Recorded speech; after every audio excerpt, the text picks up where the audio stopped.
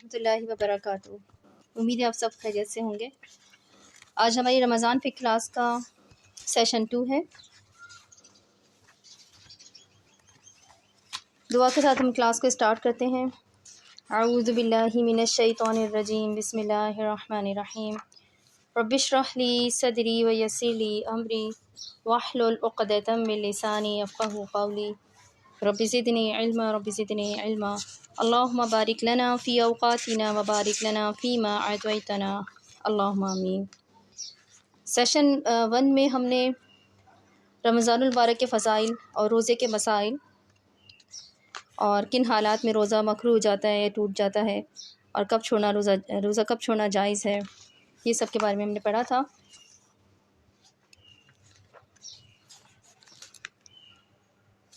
آج ہم تراویح کے مسائل پڑھیں گے۔ رمضان المبارک میں عشاء کے فرض اور سنت کے بعد 20 رکعت نماز تراویح سنت موقتہ ہیں۔ 20 رکعت تراویح سنت ہیں، اس پر جمہور صحابہ، تابعین، ائمہ اربعہ اور پوری امت کا اتفاق اور اجماع ہے۔ 8 رکعت تراویح کا قول درست نہیں ہے۔ جو روایات 8 رکعت تراویح پر پیش کی جاتی ہیں نا، ان کا تعلق تراویح سے نہیں ہے بلکہ تہجد سے ہے۔ بعض لوگ یہ کہتے ہیں کہ یہ سیدنا عمر رضی اللہ عنہ کی بدعت ہے۔ نعوذ باللہ، کس قدر جرأت و بے باکی کی بات ہے کہ رسول کریم صلی اللہ علیہ وسلم کے صحابی خلیفہ راشد کے بارے میں ایسا سوچا بھی جائے، حالانکہ خود نبی کریم صلی اللہ علیہ وسلم نے کیا بتایا ہے صحابیوں کے بارے میں؟ علیکم بسنتی وسنت الخلفاء المہدیین الراشدین، تم میری اور میرے ہدایت یافتہ خلفۂ راشدین کی سنت کو مضبوطی سے تھام لو۔ حضرت عبداللہ بن عباس رضی اللہ عنہما سے روایت ہے کہ رسول اللہ صلی اللہ علیہ وسلم رمضان المبارک میں 20 رکعت تراویح کی نماز ادا فرماتے اور وتر کی نماز پڑھتے۔ اس لیے جو لوگ 20 سے کم رکعت تراویح ادا کرتے ہیں ان کا عمل سنت کے خلاف ہے۔ اچھا، اب ہم اس کے مسائل پڑھتے ہیں۔ تراویح کی جماعت سنت علی الکفایہ ہے۔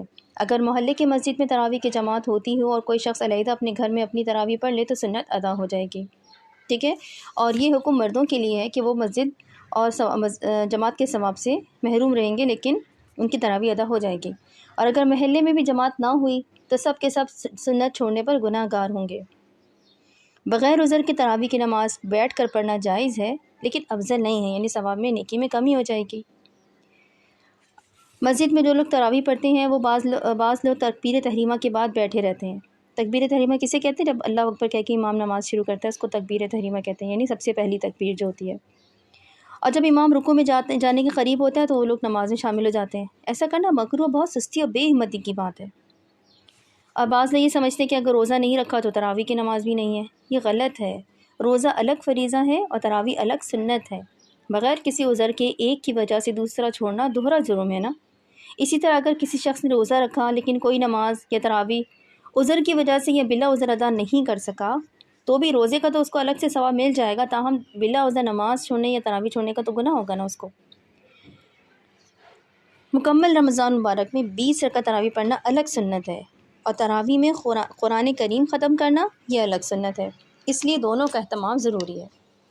بعض حضرات کوتاہی کرتے ہیں، 8 یا 10 تراویح پڑھ کے چلے جاتے ہیں، اور بعض ایسا کرتے ہیں کہ جب قرآن کریم مکمل ہو جائے تو کوتاہی شروع کر دیتے ہیں، یہ تراویح میں مسجد تبدیل کرتے رہتے ہیں۔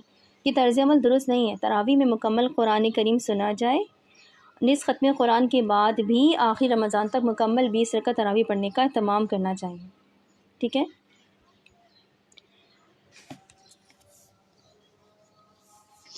بعض حضرات کیا کرتے ہیں، دیگر تبلیغی اسفار وغیرہ کی وجہ سے اعتکاف یا تراویح میں ختم قرآن کی سنت کو ترک کر دیتے ہیں، بلکہ بعض نادان دوست اس کی ترغیب بھی دیتے ہیں کہ بجائے اعتکاف وغیرہ کہ کوئی دوسرا مستحب دینی کام کر لیا جائے۔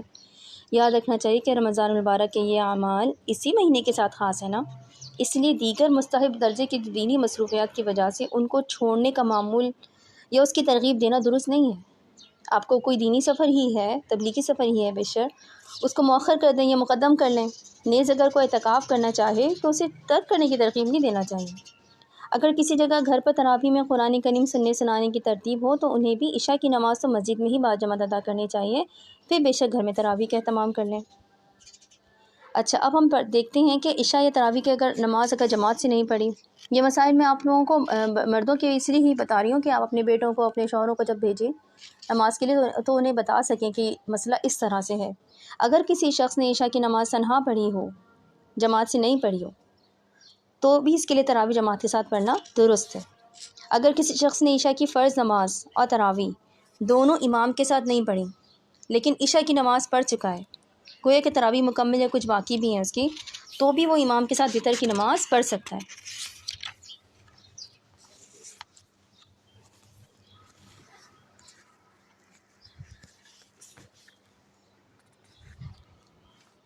اگر تراویح میں پورا قرآن مجید ختم کرنا تو سنت ہے نا، اگر کسی جگہ حافظ قرآن سنانے والا نہ ملے یا مل تو رہا ہے لیکن وہ سنانے پر اجرت معاوضہ طلب کر رہا ہے تو چھوٹی صورتوں سے تراویح نماز ادا کر لیں، اجرت دے کر قرآن نہ سنیں، کیونکہ قرآن سنانے یا سننے پر اجرت لینا اور دینا حرام، ٹھیک ہے۔ اب ہم پڑھتے ہیں کہ جمہور علماء کا فتویٰ یہ ہے کہ نابالغ کو تراویح میں امام بنانا جائز نہیں، البتہ اگر بالغ ہو اگرچہ داڑھی نہیں اتری ہے تو اس کی امامت جائز ہے۔ نابالغ بچہ سامع ضرور بن سکتا ہے اور اس مقصد کے لیے صف اول میں بھی کھڑا ہو سکتا ہے۔ سامع کون ہوتا ہے کہ اگر کوئی جو تراویح پڑھا رہا ہے جو امام، اس کا قرآن سننے کے لیے سامع جو ایک پیچھے ہوتا ہے جو کہ خود بھی حافظ ہوتا ہے، اور وہ اس کو اس لیے پیچھے کھڑا ہوتا ہے تاکہ اگر کوئی کہیں سے وہ خدا نخواستہ کچھ بھول جائے تو وہ لقمہ دے سکے۔ تو سامع بن سکتا ہے نابالغ بچہ لیکن امام نہیں بن سکتا۔ شاید یہ اذان ہو رہی ہے، اذان کے بعد کنٹینیو کرتے ہیں۔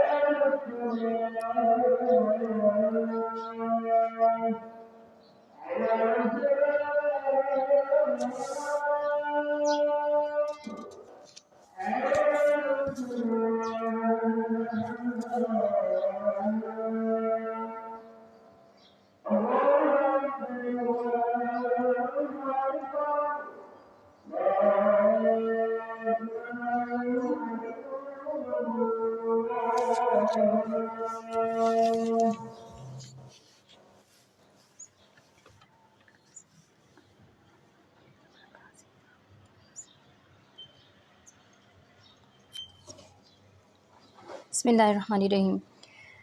ہم تراویح کے بارے میں پڑھ رہے تھے، تراویح کی قضا کے بارے میں پڑھتے ہیں۔ تراویح کی نماز کا وقت کب سے کب تک ہوتا ہے؟ عشاء کی نماز کے بعد سے صبح صادق تک ہوتا ہے۔ اس دوران اگر تراویح کی نماز ادا کر لی تو ادا ہو جاتی ہے، لیکن اگر اس وقت میں ادا نہ کی یا کسی غلطی کی وجہ سے مکمل تراویح یہ کچھ رکعت نہیں ہوئیں تو وہ گزرنے کے بعد ان کی قضا نہیں ہوتی، ٹھیک ہے۔ اسی طرح سے جب ہم قضا روزے رکھتے ہیں تو بھی اس میں تراویح ادا نہیں کرتے۔ معروف دعا تسبیح کے بارے میں ہم پڑھتے ہیں کہ ہر تربیہ یعنی ہر 4 رکعت کے بعد جتنی دیر میں 4 رکعت نماز پڑھی جاتی ہیں اتنی ہی دیر بیٹھ جانا مستحب ہوتا ہے۔ اور اس دوران کیا کرنا چاہیے؟ جب آپ تھوڑی دیر انتظار کرنے بیٹھے ہیں تو اس مختصر وقفے میں آہستہ آواز سے انفرادی طور پر کوئی بھی مسنون ذکر یا تلاوت یا عبادت کی جا سکتی ہے۔ اس موقع کی کوئی دعا مخصوص نہیں ہے۔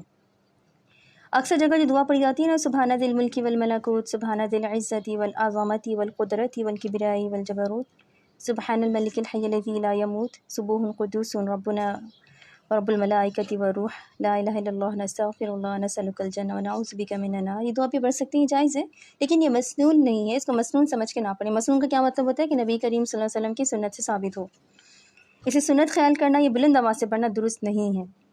ہر 4 رکعت کے بعد آہستہ آواز سے کوئی بھی ذکر یا عبادت کی جا سکتی ہے، کبھی یہ دعا پڑھ لیں، کبھی کوئی دعا پڑھ لیں، کبھی کوئی اذکار کر لیں، ٹھیک ہے۔ حضرت مولانا گنگوہی رحمۃ اللہ علیہ اور حضرت تھانوی رحمۃ اللہ علیہ کیا ان کا معمول تھا کہ وہ اس تسبیح کے بجائے سبحان اللہ والحمد للہ ولا الہ الا اللہ واللہ اکبر پڑھا کرتے تھے۔ ایک صاحب نے حضرت حکیم الامت حضرت تھانوی رحمۃ اللہ علیہ سے دریافت کیا کہ آپ تربیہ میں کیا پڑھتے ہیں؟ تربیہ سمجھ گیا نا، بچہ 4 رکعت کے بعد جب بیٹھ کے تھوڑی دیر تسبیح پڑھتے ہیں۔ تو انہوں نے فرمایا کہ شرعاً کوئی ذکر متعین تو ہے نہیں، باقی میں 25 مرتبہ درود شریف پڑھ لیتا ہوں، مجھے یہ اچھا معلوم ہوتا ہے، اور 25 کی تعداد اس لیے مقرر کر لی کہ اتنی دیر میں کسی کو پانی پینے اور کسی چیز کی ضرورت ہو تو فارغ ہو سکتا ہے۔ اب ہم پڑھیں گے خواتین کے لیے مسجد میں یا گھر پر باجماعت تراویح کا حکم۔ مردوں کی طرح عورتوں کے لیے بھی 20 رکعت تراویح ادا کرنا سنت موقدہ ہے۔ کھڑے ہو کر پڑھنا مشکل ہو تو بیٹھ کر بھی پڑھ سکتی ہیں، لیکن ثواب میں کمی ہو جائے گی۔ لیکن عورتوں کے لیے تراویح کی نماز کے لیے گھر سے نکل کر مسجد میں یا کسی اور گھر میں جانا درست نہیں ہے۔ اسی طرح گھر پر کسی نامحرم کے پیچھے تراویح پڑھنا بھی مفاسد سے خالی نہیں ہے۔ اس لیے اگر گھر میں محرم حافظ سے قرآن کریم سننے کا انتظام ہو جائے تو باجماعت ادا کر لیں، ورنہ انفرادی نماز پڑھی جائے۔ اور یہ ہم سب خواتین اچھے سے جانتی ہیں کہ جو نماز ہم گھر کے کونے میں ادا کرتے ہیں اس میں کتنا خشوع و خضوع ہوتا ہے اور کتنی سکون سے وہ پڑھی جاتی ہے بنسبت اس کے کہ وہ مسجد میں جا کے ادا کی جائے۔ تراویح یا صلاۃ التسبیح میں عورت کی امامت کیا ہوتی ہے؟ فقہا نے عورت کی امامت تو مکروہ لکھی ہے، اس لیے عورت کے لیے امام بن کر تراویح کی نماز پڑھانا جائز ہی نہیں ہے۔ نیز نوافل کی جماعت مردوں اور عورتوں دونوں کے لیے مکروہ ہے، اس لیے صلاۃ التسبیح کی جو جماعت ہے نا اس کی جماعت کرانا درست نہیں ہے کہ جس سب عورتیں مل کر ایک ساتھ نماز ادا کر رہی ہوتی ہیں، وہ درست بالکل بھی نہیں ہے۔ آپ صلاۃ التسبیح سیکھیں اور اپنی انفرادی نماز خود ادا کریں۔ جب دنیا کے ہزاروں کام سیکھ سکتے ہیں تو صلاۃ التسبیح پڑھنا نہیں سیکھ سکتے کیا؟ اسے سیکھ کر خود ادا کریں۔ اسی طرح سے کچھ لوگ ٹی وی پر کسی مقام سے تراویح کی نماز براہ راست نشر ہو رہی ہوتی تو اس کی اقتدا میں نماز پڑھنے لگتے ہیں، وہ بھی درست نہیں ہے، کیونکہ مقتدی اور امام دونوں کا ایک ہی مکان میں ہونا صحت اقتدا کی شرائط میں سے ہے۔ امید ہے یہاں تک کی بات سمجھ آ گئی ہوگی۔ پھر بھی اگر کوئی مسئلہ نہیں سمجھ آئے تو آپ مجھے پرسنل میں میسیج کر کے کلاس کے بعد پوچھ سکتے ہیں۔ اعتکاف کے مسائل دیکھتے ہیں۔ اعتکاف کسے کہتے ہیں؟ اعتکاف اس کو کہتے ہیں کہ اعتکاف کی نیت کر کے مسجد میں رہیں اور ایسی حاجات ضروریہ جو مسجد میں پوری نہ ہو سکیں، جیسے پیشاب پخانہ، غسل واجب اور وضو کی ضروریات، ان کے سوا مسجد سے باہر نہ جائیں۔ اعتکاف کے فوائد۔ اعتکاف کرنے والا گویا اپنے تمام بدن اور تمام وقت کو خدا کی عبادت کے لیے وقف کر دیتا ہے، دنیا کے جھگڑوں بہت سے گناہوں سے محفوظ رہتا ہے۔ اعتکاف کی حالت میں اسے ہر وقت نماز کا ثواب ملتا ہے، کیونکہ اعتکاف سے اصل مقصود کیا ہے کہ معتکف ہر وقت نماز اور جماعت کے انتظار اور اشتیاق میں بیٹھا رہے۔ اعتکاف کی حالت میں معتکف فرشتوں کی مشابہت پیدا کرتا ہے کہ ان کی طرح ہر وقت عبادت اور تسبیح و تقدیس میں رہتا ہے۔ مسجد جو کہ اللہ تعالیٰ کا گھر ہے، اس لیے اعتکاف میں معتکف اللہ تعالیٰ کا پڑوسی بلکہ اس کے گھر میں مہمان ہوتا ہے۔ معتکف کی مثال اس شخص کی ہے کہ جو سخت حاجت مند ہو اور کسی بادشاہ یا وزیر اعظم وغیرہ کے دروازے پر بار بار آیا کہے کہ اس وقت تک کھڑا رہوں گا جب تک ضرورت پوری نہ ہو۔ مسجد کا مفہوم کیا ہوتا ہے؟ عام بول چال میں تو مسجد کے پورے احاطے کو مسجد کہتے ہیں، لیکن شرعی اعتبار سے مسجد صرف اس جگہ کو کہا جاتا ہے جس کو نماز کے لیے خاص اور مقرر کیا ہو۔ اس کے علاوہ وضو خانہ، غسل خانہ، استنجے کی جگہ، امام کا کمرہ، سامان رکھنے کا کمرہ وغیرہ یہ شرعاً مسجد میں شمار نہیں ہوتے ہیں، لہٰذا معتکف کے لیے ان جگہوں پر شرعی یا طبعی ضرورت کے بغیر جانے سے اعتکاف ٹوٹ جاتا ہے۔ عشرہ اخیرہ کے اعتکاف کا کیا حکم ہے؟ رمضان کے آخری عشرے میں اعتکاف کرنا سنت موقدہ علی الکفایہ ہے، یعنی اگر بڑے شہر کے محلے میں اور چھوٹے دیہات کی پوری بستی میں کوئی بھی اعتکاف نہیں کرے گا تو سب سنت چھوڑنے پر گناہ گار ہوں گے، اور کوئی ایک بھی محلے میں اعتکاف کرے تو سب کی طرف سے سنت ادا ہو جائے گی۔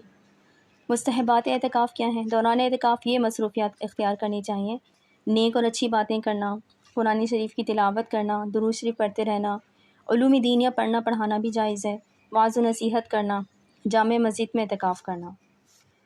مسجد کے امام صاحب یا معتکفین میں کوئی عالم ہو تو اس سے نماز اور قرآن کریم کی تجوید سیکھ لی جائے، نیز دین کی ضروری بنیادی احکام کی تعلیم بھی حاصل کر لی جائے تو یہ وقت مزید قیمتی بن جائے گا۔ اب ہم پڑھیں گے جن چیزوں سے اعتکاف ٹوٹ جاتا ہے۔ طبعی یا شرعی ضرورت کے بغیر مسجد سے باہر نکلنا، جان بوجھ کر ہو یا بھول کر، خواہ ایک ہی لمحے کے لیے ہو، جمع کرنا دن میں ہو یا رات، طبعی ہو یا شرعی ضرورت کے لیے نکلنے کے بعد، ضرورت سے فارغ ہونے کے بعد ٹھہرنا، چاہے ایک ہی لمحے کے لیے ہو، ان سب افعال سے اعتکاف ٹوٹ جاتا ہے۔ مکروہات ممنوعات کیا ہیں اعتکاف میں؟ یہ کام کرنے سے اعتکاف ٹوٹے گا تو نہیں، لیکن ان کا کرنا منع اور مکروہ ہے۔ وہ کیا ہے؟ عبادت سمجھ کر خاموش رہنا، فضول و بلا ضرورت باتیں کرنا، ان سے کیا ہوگا؟ اعتکاف مکروہ ہو رہا ہے۔ کسی کو تکلیف دینا، مسجد میں خرید و فروخت کرنا، اللہ کہ کوئی شخص بہت مجبور ہو اور سودا مسجد میں نہ رکھے، اجرت لے کر کوئی کام کرنا، ان ساری چیزیں سے کیا ہوتا ہے؟ اعتکاف مکروہ ہو جاتا ہے۔ اب ہم پڑھیں گے اعتکاف میں ٹھنڈک کا غسل کرنا۔ غسل جمعہ یا محض گرمی کی وجہ سے ٹھنڈک کے واسطے مسجد سے باہر نکلنا اعتکاف مسنون میں جائز نہیں۔ مسجد کے ملحق غسل خانے جو مسجد میں نہیں ہوتے ہیں لیکن مسجد کی ملکیت میں ہوتے ہیں، ان میں بھی غسل جمعہ یا ٹھنڈک کے لیے غسل کی خاطر جانا اعتکاف مسنون میں جائز نہیں ہے۔ جائز طریقے پر غسل جمعہ یا ٹھنڈک کے غسل کی صورت کیا ہو پھر کہ مسجد میں ٹب رکھ کر اس میں غسل کریں یا مسجد کے کنارے پر اس طرح بیٹھیں کہ مستعمل پانی مسجد میں نہ گرے۔ مندرجہ ذیل کاموں کا کرنا اعتکاف کے دوران جائز اور درست ہے۔ وہ کون سے کام ہیں جو آپ کر سکتے ہیں اعتکاف میں؟ وہ ہے کھانا پینا، سونا، بال یا ناخن کٹوانا لیکن مسجد میں نہ گریں، لباس تبدیل کرنا، تیل یا خوشبو لگانا، نکاح پڑھنا یا پڑھانا، اذان دینا خواہ مسجد سے باہر نکل کر ہو، مسجد میں رہتے ہوئے سحر اور افطار کا اعلان کرنا، مریض کا معائنہ کرنا، نسخہ تجویز کرنا، قرآن کریم یا دینی علوم کی تعلیم دینا، کام کی بات چیت کرنا، نکاح پڑھنا یا پڑھوانا، ضرورت کے وقت مسجد میں ریح خارج کرنا، نیز ریح خارج کرنے کے لیے مسجد سے نکلنا بھی جائز ہے۔ مسجد میں رہتے ہوئے ٹھنڈک کا غسل کرنا یا کپڑے برتن وغیرہ دھونا بشرطیکہ کہ پانی مسجد میں نہ گرے۔ شرعی مسجد کی حدود میں کسی بھی جگہ بیٹھنا یا عبادت کرنا، امامت کرنا، بیان اور تقریر کرنا، موبائل فون پر ضرورت کی بات کرنا یا میسج کرنا۔ البتہ اعتکاف چونکہ یکسوئی مانگتا ہے اس لیے موبائل فون اگر اعتکاف میں نہ ہی رکھا جائے تو بہتر ہے تاکہ اعتکاف کی برکات مکمل طور پر حاصل کی جا سکیں۔ سامان مسجد میں لائے بغیر ضروری خرید و فروخت کرنا یہ بھی جائز ہے۔ اگر بیت الخلاء مشغول ہو یعنی کوئی گیا ہوا ہے واش روم میں تو اس کے خالی ہونے کے انتظار میں بیت الخلاء کے باہر کھڑا ہونا درست اور جائز ہے۔ اعتکاف میں بالکل خاموش رہنا ضروری نہیں بلکہ یہ تو مکروہ ہے، اور نہ ہی پردے لٹکانا اور جگہ خاص کرنا ضروری ہے۔ بغیر پردے لٹکائے بھی اعتکاف درست ہے، تاہم پردے اس لیے لٹکائے جاتے ہیں تاکہ یکسوئی حاصل ہو جائے اور نظریں ادھر ادھر نہ بھٹکیں۔ بعض علاقوں میں معتکف عورتوں کی طرح نقاب میں رہتے ہیں، شریعت میں اس کی کوئی اصل نہیں ہے۔ ہاں البتہ اعتکاف کے دوران فضولیات سے ضرور بچنا چاہیے، نیک اعمال میں مشغول رہنا چاہیے، اس کے مناسب انتظام میں بھی کوئی حرج نہیں ہے۔ معتکف کے لیے مسجد میں بستر بچھانا جائز ہے، اور اگر کسی شخص کو فرش پر نیند نہ آتی ہو تو چارپائی بھی ڈال سکتا ہے، لیکن بہتر یہ ہے کہ سادگی کے ساتھ فرش پر سوئیں، چند دنوں کے لیے اتنا اہتمام نہ کریں۔ اب ہم پڑھیں گے عورت کا اعتکاف۔ مردوں کی طرح عورتوں کے لیے بھی رمضان مبارک کے آخری عشرے کا اعتکاف سنت ہے۔ البتہ عورت جس طرح نماز گھر پر پڑھتی ہے اسی طرح اعتکاف بھی گھر پر کرے گی۔ اگر گھر میں پہلے سے کوئی جگہ نماز کے لیے مخصوص ہے تو اسی جگہ میں اعتکاف کرے، اور اگر پہلے سے نماز کے لیے کوئی جگہ متعین کی ہوئی نہ ہو تو اعتکاف سے پہلے کوئی جگہ عبادت کے لیے مخصوص کر لے اور اس میں اعتکاف کرے۔ اور اگر مستقل طور پہ کوئی جگہ عبادت کے لیے بنی ہوئی نہ ہو اور مستقل طور پہ کوئی جگہ متعین اور مخصوص کرنا بھی ممکن نہ ہو تو گھر کے کسی بھی حصے کو اعتکاف کے لیے خاص کر لیں۔ شادی شدہ عورت کے لیے شوہر کی اجازت کے بغیر اعتکاف کرنا جائز نہیں ہے۔ عورت کے اعتکاف کے لیے ضروری ہے کہ وہ حیض و نفاس سے پاک ہو، کیونکہ اعتکاف کے لیے روزہ شرط ہے اور حیض و نفاس میں روزہ نہیں رکھا جا سکتا۔ دوران اعتکاف اگر مینسس آ گیا یا نفاس آ گیا تو اعتکاف ٹوٹ جائے گا۔ پاک ہونے کے بعد میں روزے کے ساتھ ایک دن کی قضا ضروری ہے۔ اگر اعتکاف کے دوران مینسس آ جاتے تو آپ اعتکاف سے پھر باہر آ سکتی ہیں، پھر آپ کا اعتکاف ہی ٹوٹ چکا ہے اس لیے۔ لیکن اگر کوئی وہیں رہنا چاہے اور ایسی ہی نفلی عبادات کرنا چاہے جیسے کہ ذکر اذکار تو وہ بھی کر سکتے ہیں۔ اعتکاف کے دوران کام کاج کیسے کیا جائے گا؟ عورت نے جس جگہ کو اعتکاف کے لیے خاص کیا ہے اس کے لیے وہ مسجد کے حکم میں ہو گیا، اب وہاں سے وہ طبعی یا شرعی ضرورت کے بغیر باہر نہیں نکل سکتی۔ ایک لمحے کے لیے بھی بغیر طبعی یا شرعی ضرورت کے باہر نکلے تو اعتکاف ٹوٹ جائے گا، ٹھیک ہے؟ البتہ اسی جگہ رہتے ہوئے جائز کام کر سکتی ہے، مثلاً ضرورت کی بات کر سکتی ہے، بوقت ضرورت فون پر بات کرنا، کرسی چارپائی یا پلنگ پر بیٹھنا اور سونا، بچے کو دودھ پلانا، کھانا پکانا، کپڑے سلائی وغیرہ کرنا، گرمی کی وجہ سے اعتکاف والی جگہ کو دھونا ٹھنڈا کرنا، یہ سب کام اعتکاف والی جگہ میں رہتے ہوئے کرنا ہوں گے، وہاں سے باہر نہیں نکل سکتی۔ تاہم جب تک واقعی ضرورت نہ ہو تو ایسے کام دوسروں کو کر لینے چاہیے، اور اعتکاف والی عورت کو عبادت اور ذکر میں مصروف رہنا چاہیے تاکہ اعتکاف کا مقصد حاصل ہو سکے۔ بعض خواتین سمجھتی ہیں کہ اعتکاف میں بالکل خاموش رہنا ضروری ہے، یہ درست نہیں ہے۔ ضرورت کی بات کرنا جائز ہے بلکہ عبادت سمجھ کر خاموش رہنا تو مکروہ ہے۔ اسی طرح بعض جگہ پر یہ سمجھا جاتا ہے کہ اعتکاف والی خاتون کے پاس کھانا وغیرہ لے کر کوئی ایک متعین خاتون جائے، ہر کوئی نہ جائے، تو یہ بھی درست نہیں ہے۔ کوئی بھی خاتون محرم شخص بوقت ضرورت جا سکتا ہے، تاہم اعتکاف والی خاتون کے پاس بغیر ضرورت کے نہیں جانا چاہیے تاکہ اس کا وقت ضائع نہ ہو بلکہ وہ یکسوئی کے ساتھ عبادات میں مصروف رہ سکے۔ اب اعتکاف کے لیے کمرہ کیسے مخصوص کیا جائے؟ عورت کو اعتکاف کے لیے اتنی جگہ گھیرنی چاہیے جس کی اسے ضرورت ہے، مثلاً 8-10 فٹ جس میں بیٹھ سکے، سو سکے، عبادت کر سکے۔ البتہ عورت چھوٹا مکمل کمرہ بھی اعتکاف کے لیے مخصوص کر سکتی ہے، لیکن بڑا کمرہ مکمل مخصوص نہیں کر سکتی۔ اب کون سا کمرہ چھوٹا ہے کون سا بڑا، اس کا مدار عرف پر ہے کہ جس کو ہم اپنے عام طور پہ کہتے ہیں کہ یہ چھوٹا کمرہ ہے یہ بڑا کمرہ ہے، تو اس حساب سے وہ چھوٹے کمرے کو مخصوص کر لے جس کے اندر واش روم بھی ہو۔ اور اگر ایسا کمرہ ہے کہ جس کے اندر واش روم نہیں ہے اور اس کے پاس جیسے پورے گھر میں صرف ایک ہی واش روم ہے اور جو اس کا اعتکاف کا مخصوص جگہ ہے وہ اس سے دور ہے، تو کوئی بات نہیں، وہ اس واش روم کی نیت کر لے کہ میں واش روم یہ والا استعمال کروں گی اور میں اعتکاف ادھر اس کمرے میں کروں گی، تو وہ واش روم کے لیے، بیت الخلاء کے لیے وہ جا سکتی ہے۔ لیکن شرط کیا ہوگی؟ وہی کہ وہ جب بیت الخلاء جائے تو بس وہیں پر اپنی شرعی طبعی ضرورت پوری کر کے فوراً واپس اپنی اعتکاف والی جگہ پر آ جائے، اور اگر واش روم میں کوئی گیا ہوا ہے تو وہ باہر کھڑے ہو کے انتظار کر سکتی ہے۔ لیکن اس کو، یہ ہم سب کو جانتے ہیں کہ کتنا کون سی چیز ایکسٹرا ہے اور کون سی چیز جو ہے وہ طبعی ضرورت کے اندر آتی ہے۔ اس طرح سے صرف ہاتھ دھونے کے لیے وہ بیت الخلاء نہیں جا سکتی۔ اسی طرح سے اگر اپنے جو چھوٹا کمرہ اعتکاف کے لیے آپ نے مخصوص کیا ہے، بے شک واش روم اسی کمرے کے اندر ہے، لیکن پھر بھی صرف ہاتھ دھونے کے لیے عام بیت الخلاء میں نہیں جا سکتی، کیونکہ یہ طبعی شرعی ضرورت نہیں ہے۔ شرعی ضرورت کیا ہوتی ہے؟ وضو کرنا، غسل کرنا، غسل کرنا تو اعتکاف میں نہیں ہے۔ شرعی ضرورت کیا ہے؟ وضو کرنا اور واش روم جو ہمیں طبعی پیشاب و خانہ کے لیے جاتے ہیں، ٹھیک ہے۔ غسل کے احکام آگے میں آپ کو بتاتی ہوں۔ تو اگر آپ کو ہاتھ دھونا ہے تو آپ اسے کر لیں کہ کمرے کے اندر کوئی ٹب رکھ لیں، یا اگر کھڑکی ہے تو وہاں سے ہاتھ نکال کے آپ پانی سے ہاتھ دھو لیں، اپنے پاس پانی کا ایک وہ رکھ لیں، کین وغیرہ، جس کو آپ استعمال کر سکیں۔ صرف ہاتھ دھونے کے لیے آپ بیت الخلاء نہیں جا سکتے۔ اگر بیماری کی وجہ سے کسی بیماری وغیرہ کی وجہ سے اعتکافی مسنون توڑ دیا تو قضاً ایک دن کا اعتکاف لازم ہوگا۔ اچھا، ہمارے ہاں 2 مسجدوں کی آوازیں آتی ہیں اذان کی، تو ہم نے ایک مسجد کے اذان کا جب جواب دے دیا تو ہم دوسری مسجد کا جواب دینا ضروری نہیں ہوتا، اس لیے ہم اس کو کلاس کو کنٹینیو رکھیں گے۔ اگر اعتکاف دن میں ٹوٹا ہو تو صرف دن کی قضا واجب ہوگی، دن کی، یعنی صبح صادق سے پہلے مسجد میں داخل ہو، روزہ رکھیں اور اسی دن غروب کے بعد مسجد سے نکلیں۔ اگر آپ خاتون ہیں تو اپنے اعتکاف کی جگہ پہ داخل ہوں گی، صبح صادق سے پہلے اپنے اعتکاف والی جگہ میں داخل ہوں گی، یہ رمضان کے بعد ہوگی قضا، ٹھیک ہے، صرف دن کی قضا۔ صبح صادق سے پہلے اپنے اعتکاف والی جگہ میں آ جائیں، روزہ اپنے وہیں سحری وہیں کی، اور پھر افطار تک آپ نے وہیں بیٹھنا ہے، پھر افطاری کے بعد آپ اس جگہ سے نکلیں گے۔ اور اگر رات کو اعتکاف ٹوٹا ہے، جس سے رات کو مینسز آ گئے، تو دن اور رات کی قضا لازم ہوگی، ٹھیک ہے۔ یعنی ایک دن غروب آفتاب سے پہلے، یعنی مغرب کے ٹائم ہی آپ، مغرب کا ٹائم داخل ہونے سے پہلے، یعنی عصر کے بعد تقریباً آپ جو ہے نا اپنی اعتکاف والی جگہ میں داخل ہو جائیں، اور اگلے دن افطار کرنے کے بعد اپنی اعتکاف کی جگہ سے باہر نکلیں گے، ٹھیک ہے۔ یہ ہے اعتکاف کی قضا۔ جب آپ کا اعتکاف کی جگہ ٹوٹ جاتا ہے حیض کی وجہ سے یا نفاس کی وجہ سے یا کسی بیماری کی وجہ سے۔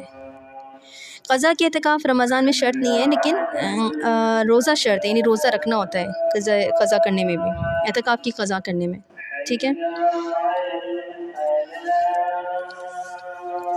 اچھا، اب غسل کے بارے میں بتاتی ہوں کہ اگر آپ کو شدید گرمی کی وجہ سے غسل کرنے کی حاجت ہے، اور تو پھر آپ کیسے غسل کریں، کیونکہ صرف غسل کرنے کے لیے آپ واش روم میں نہیں جا سکتے ہیں اعتکاف کے دوران۔ تو آپ یوں کر لیں کہ اپنے کمرے میں ایک ٹب رکھ لیں، جس کے اندر آپ صرف جسم پر پانی بہا سکیں، اور پھر اس کو پانی کو جو ہے وہ کسی سے کہلوا کے واپس اس کو جہاں پہ بھی ڈسکارڈ کرنے کر دیں۔ تو اس طرح سے آپ واش روم کے اندر جا کے غسل نہیں کر سکتی، کمرے میں ہی آپ کو غسل کرنا ہوگا، کہ جو حکم مردوں کے لیے ہے اعتکاف میں، وہی حکم عورتوں کے لیے بھی ہے۔ چلیں، آج کی کلاس ہم یہیں تک اینڈ کرتے ہیں، انشاءاللہ اگلے اتوار کو یا پھر اچھا ایک اور چیز رہ گئی، وہ میں آپ کو بتانا چاہی تھی، اعتکاف کے دوران زیر ناف بال کاٹنا۔ اعتکاف میں بیٹھنے سے پہلے تمام غیر ضروری بالوں کی صفائی کر لینی چاہیے، اور اگر کسی کے 40 دن اعتکاف کے دوران مکمل ہو رہے ہوں تو ایسے شخص کے لیے اعتکاف میں بیٹھنے سے پہلے ہی صفائی کر لینا ضروری ہے، کیونکہ ہم سب کو جانتے ہیں نا کہ زیر ناف بال 40 دن سے پہلے کاٹنے ضروری ہوتے ہیں۔ تو کسی نے اگر کوئی بھول یا اس نے نہیں کاٹے تو آپ کیا کریں کہ اعتکاف میں بیٹھنے سے پہلے ہی اس کو صفائی کرنی چاہیے۔ اگر کسی نے صفائی نہیں کی اور دوران اعتکاف بال کی صفائی کی اجازت ہو جائے گی، تاہم صفائی کے نام پر بلا ضرورت زائد وقت حمام میں گزارنے کی اجازت نہیں ہے۔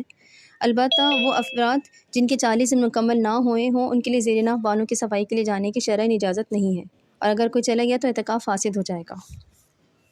اعتکاف کے بارے میں ہم نے الحمدللہ پڑھ لیا، اس کے بارے میں اگر اور بھی آپ نے کچھ پوچھنا ہے تو ہم مجھ سے پرسنل پہ میسج کر کے پوچھ لیجیے گا۔ آج کی کلاس ہم یہاں پہ اینڈ کرتے ہیں، انشاءاللہ اگلی کلاس میں ہم شب قدر اور صدقہ فطر کے مسائل پڑھیں گے۔ دعا پڑھ لیتے ہیں۔ سبحانک اللہم و بحمدک، نشہد ان